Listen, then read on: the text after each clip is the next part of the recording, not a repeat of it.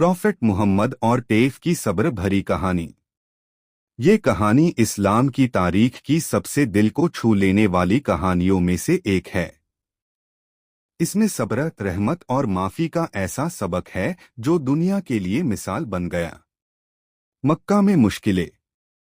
जब प्रॉफेट मुहम्मद ने लोगों को अल्लाह की तरफ बुलाना शुरू किया तो मक्का के बहुत से लोगों ने उनकी बात को मान लिया, लेकिन बहुत से लोग सख्त मुखलिफत भी करने लगे। उन पर और उनके सहबा पर जुल्म होने लगे। उन्हें गलियां दी जाती, पठार फेंके जाते और उनका मजाक उड़ाया जाता। इसी दौरान नबी के दो सबसे बड़े सहारे भी दुनिया से चले गए। उनके चाचा अबू तालिब, उनकी प्यारी बीवी खदीजा बिन्त खुवाइलिद। इस साल को इस्लाम की तारीख में गम का साल कहा जाता है। टेफ का सफर। जब मक्का में लोग इस्लाम को कबूल नहीं कर रहे थे तो नबी ने सोचा कि शायद दूसरे शहर के लोग सच को समझ लें, इसलिए वो टेफ गए। ये शहर मक्का से काफी दूर था। नबी ने वहां के सरदारों को इस्लाम का पैगाम दिया, लेकिन उन्होंने न सिर्फ इनकार किया बल्कि शहर के शरारती लोगों और बच्चों को भी उनके पीछे लगा दिया। पठार बरसाए गए। टेफ के लोगों ने नबी पर पठार बरसाना शुरू कर दिया। पठार इतने ज्यादा थे कि उनके पांव मुबारक जख्मी हो गए, जूतों में खून भर गया। नबी थक कर एक बगीचे में बैठ गए।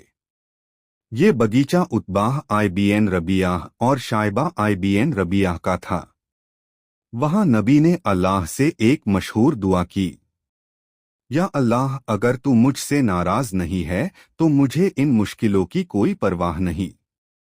ये दुआ उनकी अल्लाह पर पूरी तावाकुल, भरोसा को दिखाती है।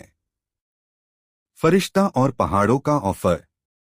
उस वक्त अल्लाह ने एक फरिश्ता भेजा जो पहाड़ों का जिम्मेदार था। उसने कहा, अगर आप चाहे तो मैं इन दोनों पहाड़ों को मिलाकर टेफ के लोगों को तबाह कर दूं। सोचिए, अगर कोई इंसान इतना जुल्म देखे तो शायद बदला लेना चाहे। लेकिन नबी ने क्या जवाब दिया? उन्होंने फरमाया, नहीं, मुझे उम्मीद है कि उनकी औलाद में से ऐसे लोग पैदा होंगे जो सिर्फ अल्लाह की इबादत करेंगे। ये जवाब सुनकर फरिश्ता भी हैरान रह गया। रहमत का पैगाम। नबी दुनिया के लिए रहमत बनकर आए थे, इसीलिए उन्होंने बदला लेने के बजाय माफी और दुआ का रास्ता चुना। बाद में वाकई ऐसा ही हुआ।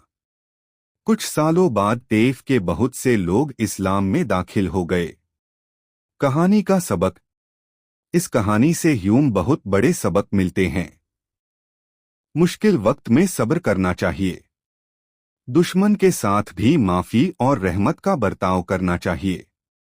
अल्लाह पर पूरा भरोसा, तावाकुल रखना चाहिए। अच्छा इंसान बदला नहीं लेता बल्कि लोगों के लिए दुआ करता है।